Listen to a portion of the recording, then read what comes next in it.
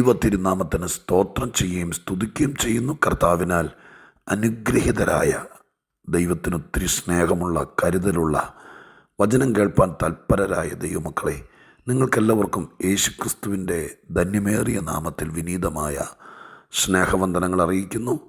നല്ലൊരു ദിവസം കൂടി ദൈവം നമുക്ക് സമ്മാനിച്ചിരിക്കുകയാണല്ലോ. പ്രത്യേകിച്ച് ഇത് ഒക്ടോബർ മാസത്തിൻ്റെ 1-ാം തീയതി, ഈ ആണ്ടിലെ 10-ാം മാസം ആദ്യ ദിവസത്തിലേക്ക് പ്രവേശിപ്പാൻ ദൈവം നമുക്ക് അവസരം തന്നു. ഓരോ മാസങ്ങൾ വരുമ്പോഴും ശുഭകരമായ പ്രതീക്ഷയോടെ കർത്താവ് നമുക്ക് വേണ്ടി വൻ കാര്യങ്ങൾ ചെയ്യാനാണ് ഓരോ ദിവസങ്ങളും ദൈവം നമുക്ക് നൽകി തരുന്നത്. ജീവിച്ചു തീർക്കാനല്ല, കരഞ്ഞു തീർക്കാനല്ല, ഭാരം ചുമന്നും നൊമ്പരപ്പെട്ടും ഈ ജീവിതം ഉരുകി തീരാനല്ല. ഒരു ദിവസം എനിക്ക് ദൈവം തന്നത് എന്തിനാണ് എന്നത് നാം ദൈവസന്നിധിയിലിരുന്ന് ചിന്തിപ്പാനിടയാകണം. ഒരു മാസം ദൈവം നമുക്ക് തരുന്നത് ഒത്തിരി കാര്യങ്ങൾ ദൈവം നമുക്ക് വേണ്ടി ചെയ്യാൻ, നാം ദൈവത്തിന് വേണ്ടി ചെയ്യാൻ, ആ ഒരു പ്രതീക്ഷയോടെ ഈ പുതുമാസത്തെ വരവേക്കാം. എല്ലാ കൃപകളാലും ഈ മാസം ദൈവം നമ്മെ നിറയ്ക്കട്ടെ എന്ന് ആത്മാർത്ഥമായിട്ട് ദൈവത്തോട് പ്രാർത്ഥിക്കുകയും ചെയ്യാം. ഈ ഒരു മാസം മുഴുവൻ ദൈവം നമ്മുടെ മേൽ പ്രവർത്തിക്കേണ്ടതിനും ദൈവം നമുക്ക് നൽകേണ്ടതിനും എൻ്റെ ഹൃദയത്തിൽ ഏറിയ ചിന്തകൾ തന്ന, ഒത്തിരി പ്രതീക്ഷ തന്ന, പ്രാർത്ഥനയോടെ പ്രത്യാശയോടെ ഞാൻ തിരുവെഴുത്തിൽ നിന്ന് കണ്ടെത്തിയ ദൈവത്തിൻ്റെ ഒരു ആലോചന ഈ ഒരു മാസത്തെ മാസാരംഭ ചിന്തയായി നിങ്ങളുടെ ശ്രദ്ധയിൽപ്പെടുത്താൻ കർത്താവിൽ ശരണപ്പെടുന്നു. ഈ തിരുവെഴുത്തിലേക്ക് വരുന്നതിനേക്കാൾ മുമ്പ് ദൈവത്തിന് സകല മഹത്വവും പുകഴ്ചയും സർവശക്തനായ ദൈവത്തിന് ആരാധനയും സ്തോത്രവും എല്ലാം കരയറ്റിക്കൊണ്ട് കർത്താവ് ധന്യതകളാൽ നമ്മെ നിറയ്ക്കണമേ എന്ന് പ്രാർത്ഥിച്ചുകൊണ്ട് സുപരിചിതമായിരിക്കുന്നൊരു വേദഭാഗം നിങ്ങളുടെ ശ്രദ്ധയിലേക്ക് കൊണ്ടുവരാൻ ആഗ്രഹിക്കുന്നു. വിശുദ്ധ മത്തായിയുടെ സുവിശേഷം 8-ാം അധ്യായം 2-3 വാക്യങ്ങൾ വായിക്കാം. മത്തായിയുടെ സുവിശേഷം 8-ാം അധ്യായം 2-3 വാക്യങ്ങൾ. അപ്പോൾ ഒരു കുഷ്ഠരോഗി വന്ന് യേശുവിനെ നമസ്കരിച്ചു. കർത്താവേ, അങ്ങയ്ക്ക് മനസ്സുണ്ടെങ്കിൽ എന്നെ ശുദ്ധമാക്കാൻ കഴിയുമെന്ന് പറഞ്ഞു. കർത്താവ് കൈ നീട്ടി അവനെ തൊട്ടു. എനിക്ക് മനസ്സുണ്ട്, നീ ശുദ്ധമാക എന്ന് പറഞ്ഞു. കർത്താവ് കൈ നീട്ടി അവനെ തൊട്ടു. എനിക്ക് മനസ്സുണ്ട്, ശുദ്ധമാക എന്ന് പറഞ്ഞു.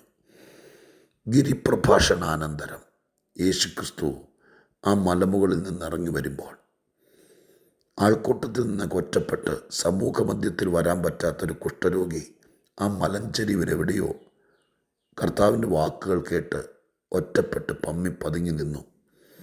യേശു ഇറങ്ങി വരുമ്പോൾ കർത്താവിൻ്റെ മുമ്പിലേക്ക് വട്ടം പ്രത്യക്ഷപ്പെട്ടിട്ട് കർത്താവിനോട് ഒറ്റ ചോദ്യമാണ്. ആ ചോദ്യം തിരുവെഴുത്തിൽ പലരും കർത്താവിൻ്റെ അടുക്കൽ വന്ന് ചോദിച്ചതിനേക്കാൾ വ്യത്യസ്തമാണ്. ചിലർ വന്നിട്ട് ചോദിച്ചു, നിനക്ക് കരുണയുണ്ടെങ്കിൽ, നിനക്ക് എന്നോട് കൃപയുണ്ടെങ്കിൽ എന്നൊക്കെ ചോദിച്ചവർ പഴയ നിയമ പുതിയ നിയമ ഭാഗങ്ങളിലുണ്ട്. എന്നാൽ ഇവിടെ ഈ കുഷ്ഠരോഗി വന്നിട്ട് സൃഷ്ടാവാം ദൈവം ജഡമെടുത്ത് ഭൂമിയിൽ വന്നിരിക്കുന്ന മശിഹാ തമ്പുരാൻ്റെ മുമ്പിൽ നിന്നുകൊണ്ട് ചോദിച്ച ചോദ്യം ഇതാണ്: കർത്താവേ, അങ്ങേക്ക് മനസ്സുണ്ടെങ്കിൽ എന്നെ ശുദ്ധമാക്കാൻ കഴിയും. ഇതിനകത്തൊരു വിശ്വാസ പ്രഖ്യാപനമാണ്. അങ്ങേക്ക് മനസ്സുണ്ടെങ്കിൽ എനിക്കറിയാം അങ്ങേക്ക് എന്നെ ശുദ്ധമാക്കാൻ കഴിയും. നിനക്ക് കഴിവുണ്ടെങ്കിൽ എന്നെ ശുദ്ധമാക്ക് എന്നല്ല പറഞ്ഞത്. അങ്ങനെ പറഞ്ഞെങ്കിൽ അതിനകത്ത് ഒരു വെല്ലുവിളിയോ ഒരഹങ്കാരത്തിൻ്റെയൊക്കെ ധ്വനി വന്നേനെ. കർത്താവ് എൻ്റെ വിചാരം ശരിയാണെങ്കിൽ, നീ കർത്താവാണെങ്കിൽ, നിനക്ക് കഴിവുണ്ടെങ്കിൽ എന്നെ എന്നാൽ ശുദ്ധമാക്ക്, എത്രയും പേരുടെ മുമ്പിൽ വെച്ചൊന്ന് കാണിക്ക്, നീ കർത്താവാണെന്ന് കാണിക്ക് എന്ന് പറഞ്ഞിരുന്നെങ്കിൽ ജീവിതകാലം മുഴുവൻ ഈ മനുഷ്യൻ കുഷ്ഠം ചുമന്ന് നടക്കേണ്ടി വന്നേനെ. പക്ഷേ ഈ മനുഷ്യന് ദൈവത്തിങ്കലെ കഴിവിനകത്ത് ഒരു ധാരണപ്പശവുമില്ല. അങ്ങയ്ക്ക് കഴിയും, കഴിവുള്ളവനാണ് കർത്താവ്. പിന്നെ എന്താ അദ്ദേഹം ചോദിച്ചത്? അങ്ങയ്ക്ക് മനസ്സുണ്ടെങ്കിൽ എന്നെ ശുദ്ധമാക്കാൻ കഴിയുമോ എന്നല്ല, കഴിയും.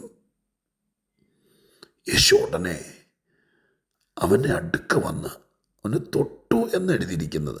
ദൂരത്ത് നിന്ന് വിരല് നീട്ടി അറച്ചോണ്ടൊന്നും തൊട്ടെന്നായിരിക്കില്ല കേട്ടോ, കർത്താവല്ലേ, തൊട്ടതൊന്നും ആയിരിക്കുകയല്ല. അത് കേട്ട മാത്രയിൽ അവനെ വാരി പുണർന്നുകൊണ്ട് കുഷ്ഠം നിറഞ്ഞ, വ്രണങ്ങൾ പൊട്ടി ഒഴുകുന്ന ചലം നിറഞ്ഞ ശരീരത്തെ വാരിപ്പുണർന്നുകൊണ്ട് പറഞ്ഞ വാക്കായിരിക്കും: എനിക്ക് മനസ്സുണ്ട്, ഞാൻ എന്നെ ശുദ്ധനാക്കാട്ടോ എന്നല്ല, ശുദ്ധമാക.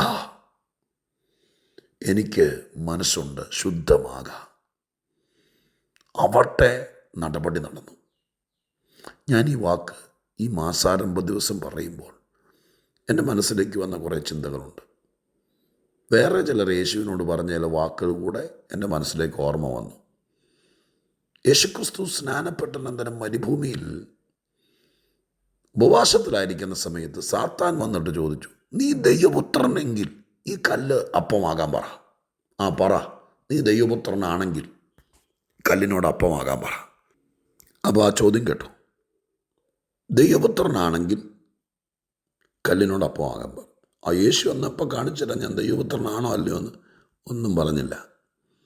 യേശു പോകാൻ പറഞ്ഞു. ക്രൂശിലെ കള്ളന്മാരിൽ ഒരുത്തൻ പറഞ്ഞു, ഓർക്കുന്നുണ്ടോ? ക്രൂശെ കിടന്നുകൊണ്ട്, നീ വല്ല ദൈവപുത്രനല്ലേ?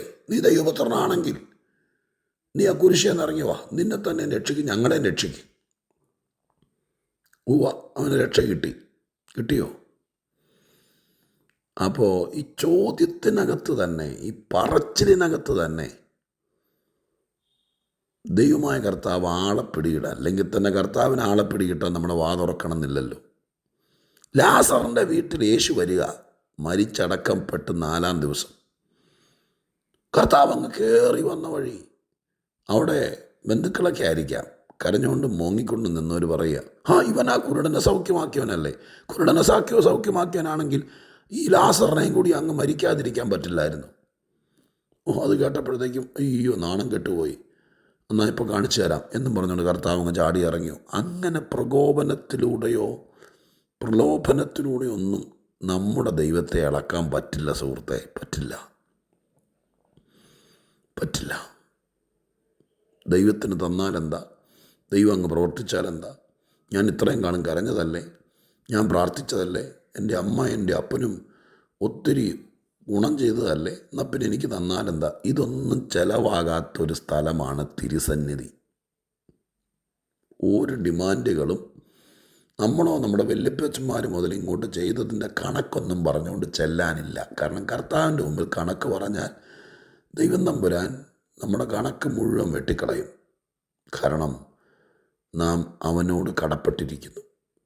പൗലോസ് ഒരിക്കൽ ഒനേസിമോസിനോട് പറഞ്ഞൊരു കാര്യം അല്ലേ, അവിടെ പറഞ്ഞുകൊണ്ട്, നീ നിന്നെ തന്നെ എനിക്ക് തരാൻ കടപ്പെട്ടിരിക്കുക, പിന്നെ ഈ ഒരു കൊച്ചുകാര്യം എനിക്ക് ചെയ്ത് തന്നതിനകത്ത് നീ കണക്കും കൊണ്ടുവരുന്നത് എന്തിനാ എന്ന് പറഞ്ഞ പോലെ നാം ദൈവത്തിൻ്റെ സന്നിധാനത്തിൽ കണക്ക് പറയാനൊന്നുമില്ല.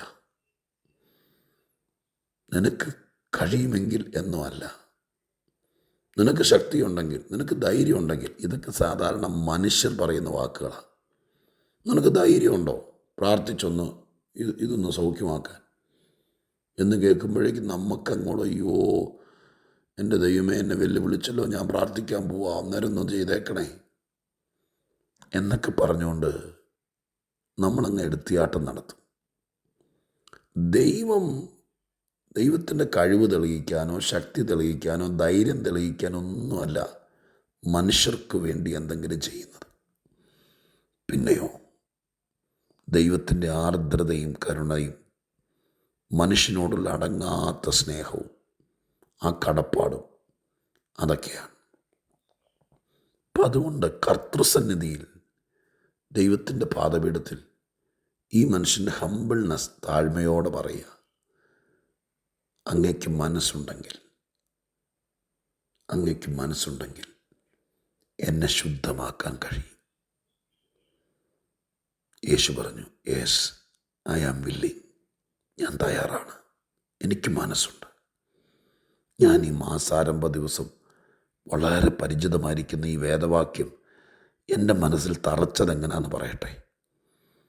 കർത്താവിൻ്റെ സന്നിധാനത്തിൽ നീ ഒതുങ്ങിക്കൂടി, എല്ലാവരിൽ നിന്നും ഒറ്റപ്പെട്ട്, എല്ലാവരും നെഞ്ചു വിരിച്ച് ഈ മലയുടെ മുകളിൽ കാലൂന്നി നിൽക്കുമ്പോൾ നിനക്ക് ഈ മലമുകളിലേക്ക് വരാൻ പറ്റാതെ ഈ മലഞ്ചെരിവിലെവിടെയോ താഴ്മയോടും വിനയത്തോടും കൂടെ ഒതുങ്ങി നിന്ന് കർത്താവിനെ ഒരു നോക്ക് കാണാൻ, ഒരു വാക്ക് പറയാൻ കാത്തു നിൽക്കുന്ന മനോഭാവത്തോടെ കാത്തു നിൽക്കുമ്പോൾ ഒരു വാക്ക് ഈ മാസത്തെ പ്രാർത്ഥനയിൽ, അപ്പാ അങ്ങയ്ക്ക് മനസ്സുണ്ടെങ്കിൽ ഞാൻ ഈ ഇരിപ്പ് ഇവിടെ ഇരിക്കേണ്ടി വരില്ല.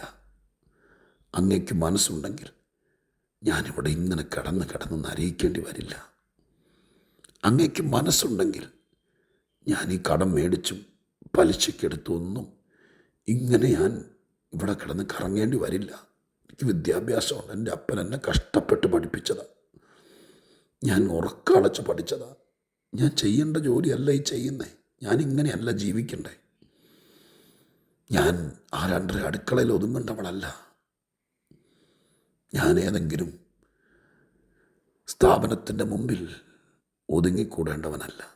ഞാൻ ആൾക്കൂട്ടത്തിൻ്റെ ഇടയിൽ പുറകിൽ ഒതുങ്ങേണ്ടവനല്ല. ഞാനൊരു കൂട്ടായ്മയ്ക്കിടയിൽ ഒരന്യനെ പോലെ വന്ന് നിൽക്കേണ്ടവനല്ല. എൻ്റെ മേലൊരു വിളിയുണ്ട്, എനിക്കൊരു നിയോഗമുണ്ട്, എന്നോട് ദൈവത്തിന് സ്നേഹമുണ്ട്.